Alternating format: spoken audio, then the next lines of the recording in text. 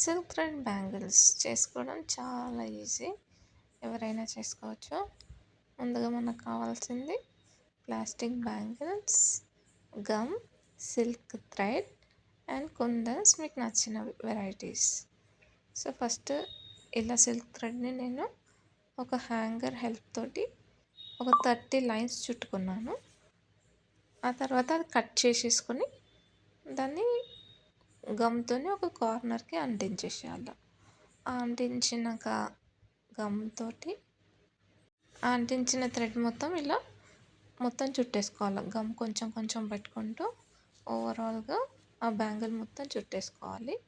ఒకవేళ silk thread మధ్యలో అయిపోయింది అనుకోండి, మళ్ళీ ఇంకా కొంచెం థ్రెడ్ అట్లా హ్యాంగర్కి కానీ బుక్కి కానీ దేనికన్నా హెల్ప్ తీసుకుని దానికి ఒక 30 లైన్స్ ఇలా చుట్టుకున్నారనుకోండి, కొంచెం థిక్ వచ్చేస్తుంది.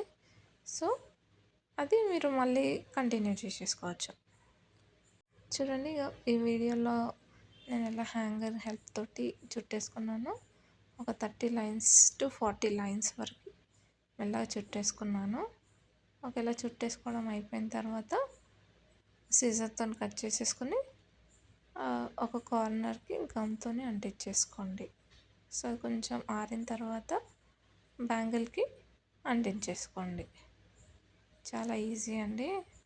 ఏదైనా అకేషన్స్ ఉన్నప్పుడు కలర్ మ్యాచింగ్ కావాలి శారీస్కి అంటే అప్పుడు ఇలా చేసేసుకోవచ్చు చాలా ఈజీగా. ఇప్పుడు ఇది చాలా మీషోలో ఇలా కనిపిస్తుంది మనకి. ఒక్కొక్క సెట్ 300 అలా ఉంటుంది.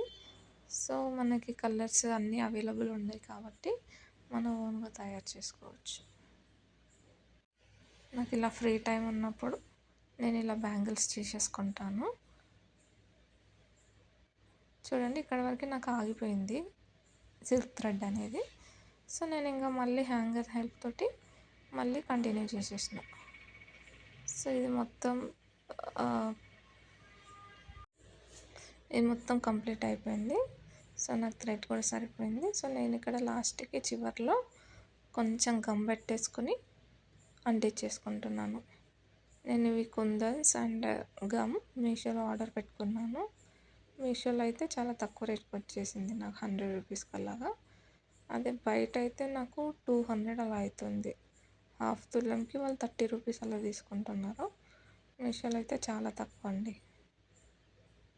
చూడండి, ఇలా కార్నర్కి కట్ చేసేసుకుని గమ్తో స్టిక్ పెట్టేసుకున్నాను.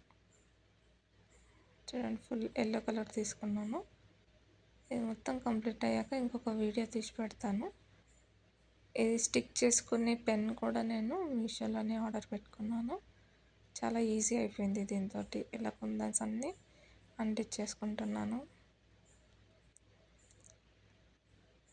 ఇవన్నీ కూడా నేను కొన్ని మీషోలో కొన్ని బ్యాంగిల్ స్టోర్లో తీసుకున్నాను. ఇవి హాఫ్ తులా నాకు 30 రూపీస్ పడింది బ్యాంగిల్ స్టోర్లో అయితే.